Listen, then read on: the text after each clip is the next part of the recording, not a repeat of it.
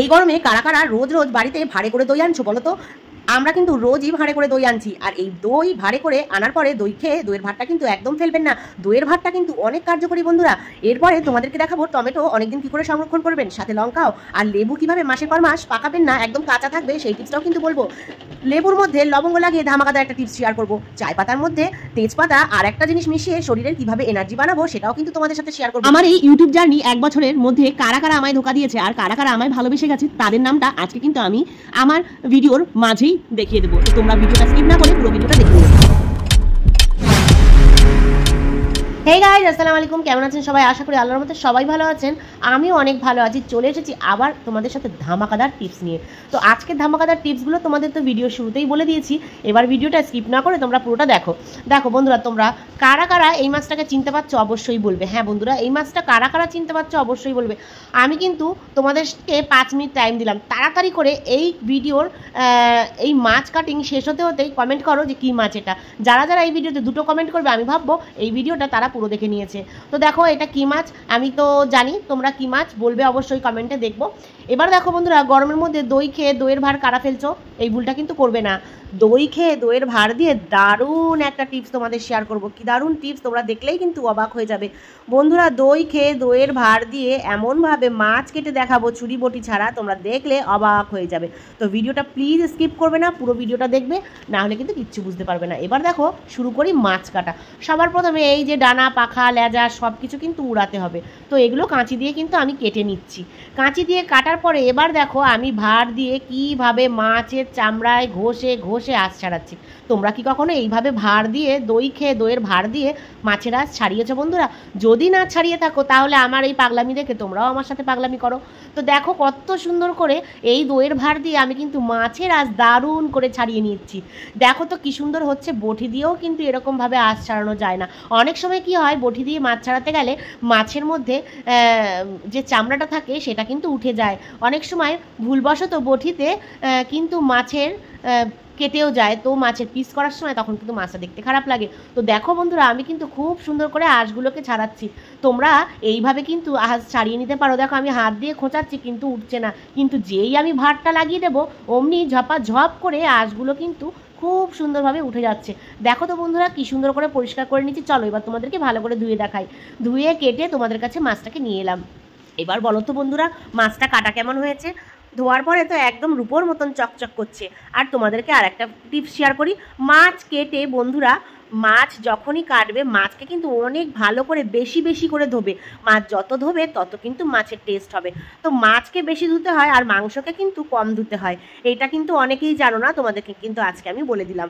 তো আজকে কিন্তু অনেক টিপস তোমাদের সাথে শেয়ার করবো বন্ধুরা। জানো তো তোমাদের সাথে আজকে কথা শেয়ার করি একটা।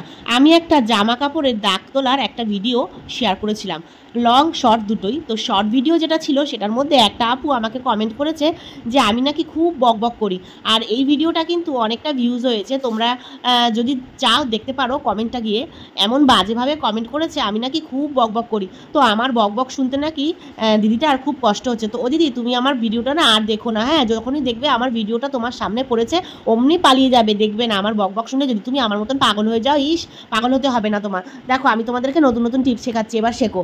এবার দেখো বন্ধুরা, এই গরমে টমেটো কিন্তু সবার বাড়িতে পচে কম বেশি। তো আমার বাড়িতে যাতে না পচে তার কিন্তু আমি একটা ধামাকাদার টিপস তৈরি করেছি। কি টিপস সেটা দেখো।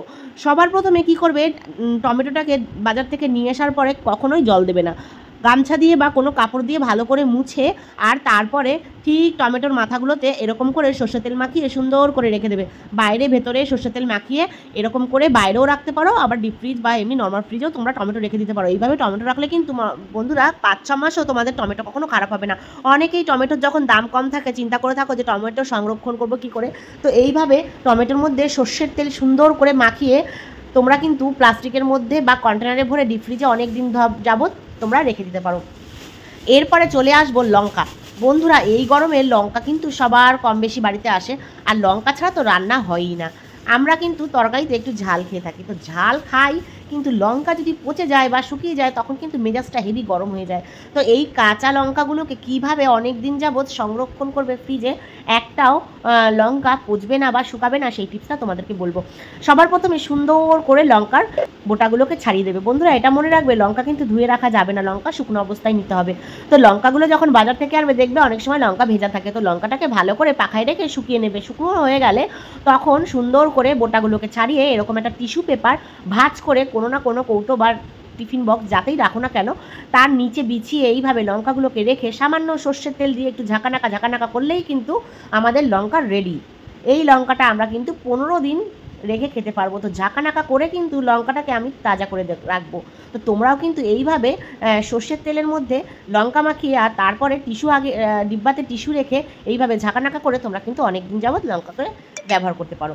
দেখো বন্ধুরা, আবার আর একটা ঝামেলা নিয়ে এলাম তোমাদের সামনে। জানো তো বন্ধুরা, সবার প্রথমে তোমাদের সবাইকে আমি অনেক অনেক অনেক ধন্যবাদ দেই, কারণ এতদিন মানে এই 1 বছরের জার্নিতে তোমরা যারা যারা আমার পাশে শুরু থেকেই আছো তাদেরকে অশেষ অশেষ ধন্যবাদ। আর বন্ধুরা তোমাদেরকে কি বলবো, অনেকেই আমার এই টিপসের ভিডিও তোমরা অনেক পছন্দ করো, আমাকে অনেকে ডেলি ব্লগ শেয়ার করতে বলো, কিন্তু ডেলি ব্লগের থেকে তোমরা কিন্তু টিপসের ভিডিওগুলোতে আমাকে বেশি ভালোবাসা দাও, তাই তোমাদেরকে অনেক অনেক ধন্যবাদ। এই যে গরমের সময় আমরা কিন্তু হেভি লেবু খেয়ে থাকি, তা লেবু কিন্তু বাড়িতে আনার সাথে সাথে একদিন যেতে না যেতে 2 দিনের দিন পেকে হলুদ হয়ে যায়। দেখো আমি কিন্তু এইগুলো মানে ক্লিনিংয়ের জন্য রেখেছি, তোমাদের সাথে শেয়ার করব বলে এই লেবুগুলো আমি কিন্তু পাকিয়েছি। তো আর বাদবাকিগুলো কিন্তু আমি কিভাবে রেখেছিলাম, এগুলো কাঁচা রয়েছে সেগুলোই তোমাদের সাথে শেয়ার করব। ওগুলো কিন্তু আমি পাকানোর জন্যই রেখেছিলাম, আমি টিপসের ভিডিও শেয়ার করি তোমাদের সাথে, তোমরা জানো। ওই লেবুগুলো দিয়ে আমি কিন্তু ক্লিনিংয়ের টিপস বানাবো কালকে, তার জন্য আমি রেখে দিয়েছি। আর বাদবাকিগুলোকে দেখো আমি কিভাবে সংরক্ষণ করেছিলাম।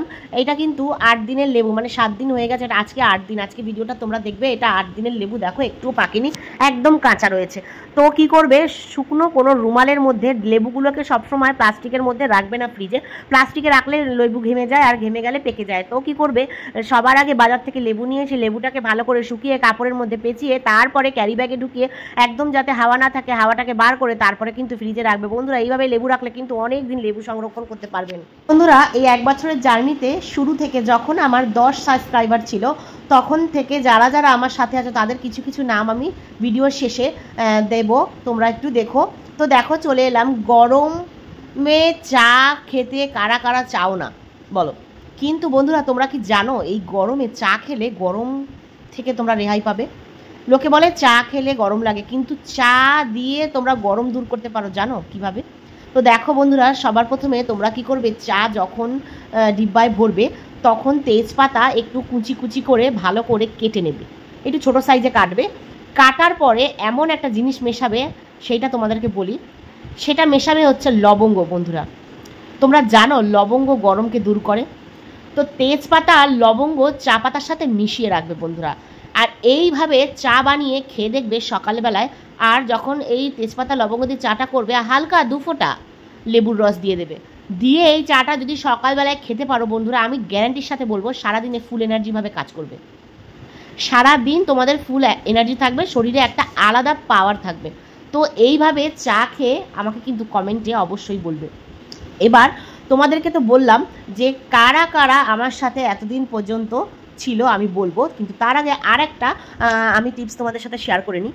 দেখো লেবু আমাদের ঘরে পেকে যায় অনেক সময়, তো লেবুটা দিয়ে আমি কি করব তোমাদের বলি। প্রথমে কিছু লবঙ্গ সংরক্ষণ করব, লবঙ্গর যেন ফুলটা থাকে উপরে, লবঙ্গ যেন ভেঙে না যায়, ভাঙা লবঙ্গ হলে হবে না, লবঙ্গগুলো গোটা থাকতে হবে। এবার এরকম লেবুর মাঝখান দিয়ে কেটে এবার সুন্দর করে লেবুকে লবঙ্গ দিয়ে গয়না পরান। গয়নাটা পরানোর পরে কি করবেন সেটা আমি বলছি, শোনো। ভিডিওটা আজকে একটু বড় হয়ে গেছে, তো যাই হোক তোমাদেরকে বলি, এই লবঙ্গ পরিয়ে রান্নাঘরের যে কোনো কোনায় বন্ধুরা তোমরা এটা রেখে দেবে। এতে কিন্তু পিঁপড়ে আর টিকটিকির উৎপাত থেকে তোমরা বাঁচবে। পিঁপড়ে আর টিকটিকির উপায় থেকে বাঁচার 1 নম্বর উপায়। তো বন্ধুরা তোমাদেরকে বলেছিলাম কারা কারা আমার সাথে ছিলে এতদিন, তাদেরকে আমি অবশ্যই বলবো। তো আমি তোমাদেরকে দেখিয়ে দেই, বলবো না কারা কারা ছিল। তোমরা যারা যারা আমার নতুন বন্ধু তাদের সাথে একটা কথা বলার ছিল, এই যে আমার বন্ধুদের দেখছো এরা কিন্তু আমার শুরু থেকে এখনো পর্যন্ত বন্ধু রয়েছে। তোমরা কিন্তু যারা এদেরকে চেনো না তোমরা সবাইকে কিন্তু এদের বন্ধু করে নিতে পারো। আমার কিন্তু এরা প্রিয় বন্ধুর মধ্যে পড়ে। এরা কিন্তু বিপদে আপদে সুখে দুঃখে আমার সাথে ছিল। আমার এই চ্যানেলে কিন্তু প্রথমে আমি ফেস ভিডিও করতাম, অ্যাক্টিং ভিডিও করতাম, এখন কিন্তু আর করি না, সমস্ত ডিলিট করে দিয়ে আমি আবার নতুন করে জার্নি শুরু করেছিলাম। আর এরা কিন্তু আমার সাথে ছাড়িনি, এখনো পর্যন্ত আমার সাথে আছে। কিছু জনের মনি হয়ে গেছে, এখনো কিছু জনের হয়নি, যেমন আমারও হয়নি। তোমরা একটু দোয়া করো যাতে আমাদের সবার মনি হয়ে যায়। আল্লাহ হাফিজ।